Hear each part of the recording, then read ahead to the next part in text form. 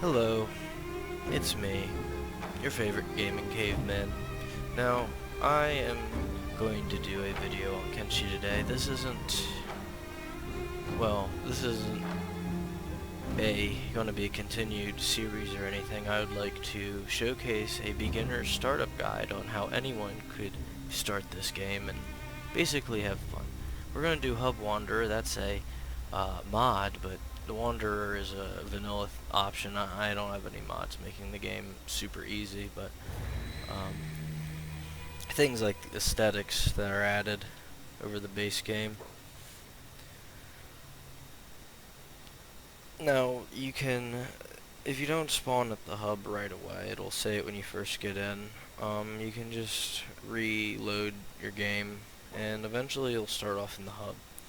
Hub's a great area for you to start, mainly because we're going to start making trips over to the Hive Village, uh, but we might try to do some baiting around the hub first, just to any success maybe. Alright. Now, everyone says this and they're right, we're going to want to do human, Greenlander, male or female doesn't matter, basically because even though this game is sandbox, it does in fact have a story and quite a cool bit of lore. Alright. Make this guy a little pregnant. Just a little bit. And this is good. Also, if we pair up with the Holy Nation, especially in a beginning playthrough, when we build our base, it'll be one of the very few good fertile places we can just find right off the bat with any marginal success. Club ticket. Alright. So we don't have much, but what I will do is I will try to get some bandages. Maybe a ration. Depends on how much I can carry. No bandages. How much work. You gotta be careful with your weight.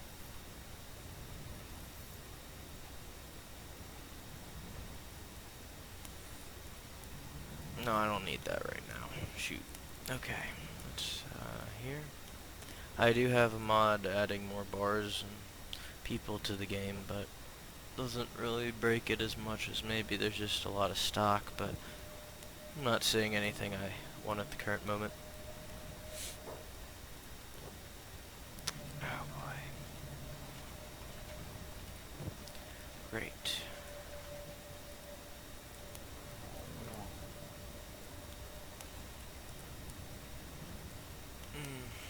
The mods sometimes do that. You just gotta do a little trick that I'm not gonna bother right now.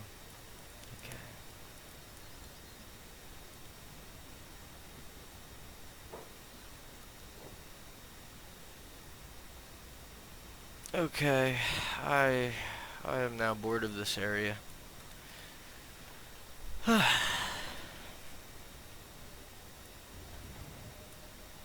we're gonna scroll out our own look, and there's not a whole lot of traffic out here. So what we're gonna want to do is go to our map, and we're gonna be on the hub here. Now imagine a bullseye in the center of these rings. You're gonna go about there. And then you're going to want to go exit, and you're going to want to save. Basically,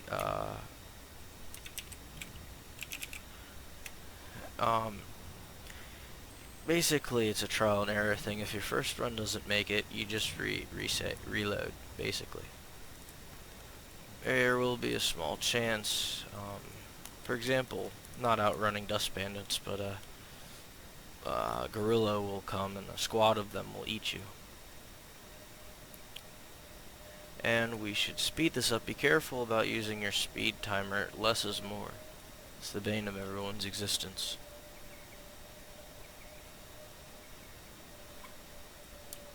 Now I'm going to probably...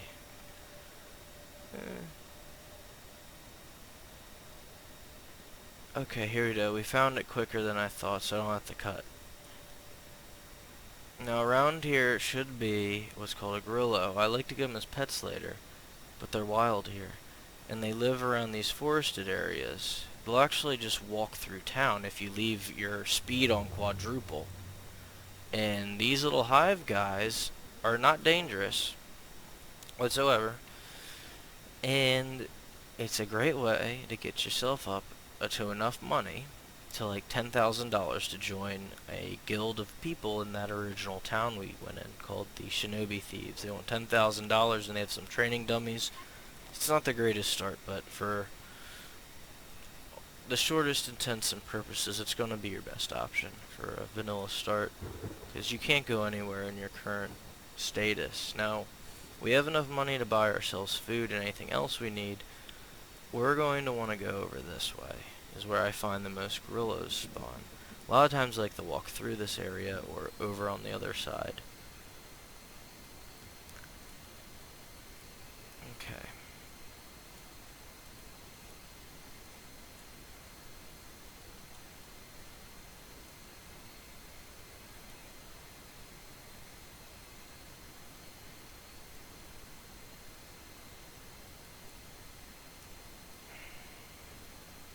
This trading place, maybe.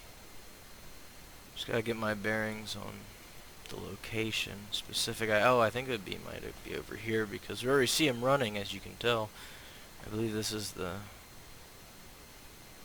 Oh, there you go. See, beak things. Now we're going to loot this beak thing here. See this animal skin, $240, and this meat that's edible. Now that isn't only beak thing. There's all these beak things here. Now, run away. Ahahaha. So anyways, as you can see, they can come back to life and mess you up for looting them. But I am perfectly alright, and I can heal that. I'm not going to be crippled or nothing. Now, we're going to keep stealing their goods, and you can do this outside of any town or city you're stuck at, need to work out of, or anything. You just kite enemies. And while, yes, this is not much better than just installing mods that can break the game, it can still keep your any game, vanilla or any playthrough style, just like the original game intends, intact, because it's just stock mechanics. Alright. Let's see, which one has the little... This is not helpful. Is it this one? Okay, probably not. No. But anyways, I'm going to cut back to after I sell all this stuff, and we'll start from there. Alright, now I wanted to about if you are a beginner and you just want to play vanilla and not die and not have to cheat, why the hub and the hive area is perfect. This guy has enough gold that we can sell him, well, literally just bankrupt him, and we'll have $20,000 right off the start of the game. And you start as a wanderer with 1,000, you can get some supplies or a weapon to help you get over here, but I didn't need to spend any of my money, and I just have to rinse and repeat. I can buy food, bandages for my chest, and even if the beak things get up, it's not a serious weapon, because the other guys just one-hit them. And, yeah. But so we did almost die. Constantly. They still just keep killing those stupid beak things that come back, as you can tell. So, I hate to say it, and it did take me 60 some hours to figure this out, but literally the starting area with a starter type character, you can money and, well, really money's the only thing holding you back from, we're going to show you in a second, but the only thing holding you back from straight. Okay, here we are, we're back at the hub. Over here, Hive Village Hub. Now, talk to this guy, see what he has coming out here, maybe as a Garu. Oh, look. My pal always wanted to get big, started to team with him small time. Thieving, extortion, just kid stuff.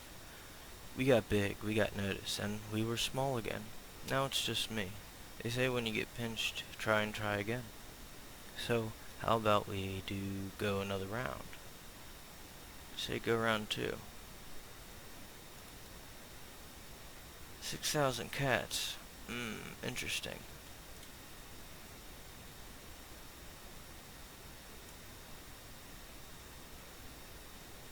Yeah, it's too much for right now. We have 14,000. So, basically, I could have just hung around there and there was constant beak things, but your options are either to buy a house, which means you stay in the hive area longer to buy one of these houses, and then grind by buying the materials to rebuild them. So you would like click on it here, and you for sale you would buy, and then it would say upgrade because it's ruined. You can't really live in it. And like a bigger place like this, that one's not showing up right now. It's usually for sale. They're generally like $14,000. But instead of grinding that for the sake of this video, which I guess I could have, I wasn't getting lazy. Players who are really just starting out and don't want to get into the whole crafting and research book right away, can get a little mind-boggling for some. You want to go to the very back of the city here where we have a faction that I'm sure you all will be very happy to join to. So you went into the shinobis, eh? The guards try to lay the crackdown, but they ain't fooling nobody. They're nothing. Nothing a few cats can't handle. You can join for a fee. That's it, I don't have to compete in a test. This isn't Legend of Zelda. Yeah, do I got time for that? 10,000 cats. So for 10,000 cats, it's a little bit cheaper than a large house by about. You have enough money to recruit a special NPC or perhaps mercenaries at this point. What we get in here is, you want to go up a floor, is training, which is imperative right now. If apparently they don't like you training on their gear if you're not their friends. So we have attack dummies, we have attack, and what's this, assassination. We have locksmith, which is really important for early games, and this is something you're going to want to do passively and maybe walk away from your computer and watch a video. But the second reason we joined the Shinobi Thieves is right now we're not doing too good. We healed ourselves, but we can only heal ourselves basically and slowly regenerate over time. To truly regenerate, we need to sleep in a bed. And you can't sleep in a bed unless you own it, or you can pay $100 to sleep in it. Money isn't a problem. I could always slept in the bar. But this is also the role-playing mechanic of joining the Thieves Guild and working your way to the Holy Nation.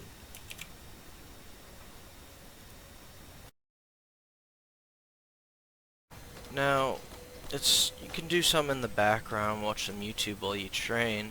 You want to do the STA to open your status menu while training to check out what stats in which you're leveling up. You can check every so often back and you can see this level indicator saying which stats you are leveling up. Another thing I just realized, if you set your person for engineering and they load up themselves way past their carry limit, and you delete the job over in this signing area here, they'll actually, no matter how hard you click them, they'll just continually try to offload their encumbrance because they have somewhat of an AI competence.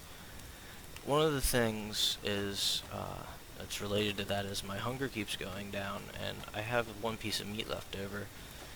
This is a problem because it's possibly edible, it's not cooked. And cooking isn't very difficult. You can't build in towns, unfortunately. I don't believe campfires cost anything to build. And let's see, campfire. Yeah, see? So we either have to sell this steak, we have plenty of money to just buy ourselves some nutrition, so we're going to probably just do that. And we don't want to run our hunger down too far, anything.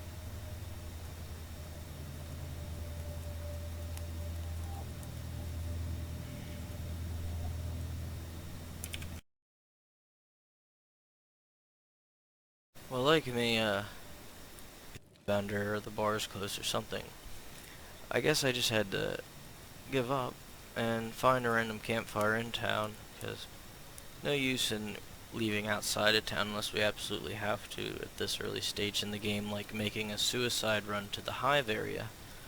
Okay, and our character ate that right away so he wouldn't starve, so it's a good important fact to mention. You will die if you don't give your person good food, if you don't give your person good food and good care. In fact, how you care for your characters will almost help part of your game. They'll have more interesting dialogues and such if they're always wandering around, and maybe keep some cactus rum in their inventory for good times, good measure. Let's see what this person has, because we still need some food. Now the dried meat is okay, but you can see on the stats here it's only 15 nutrition. Going up to a bowl of rice or even Gohan's good. I like to work with these food cubes because they're 75 nutrition.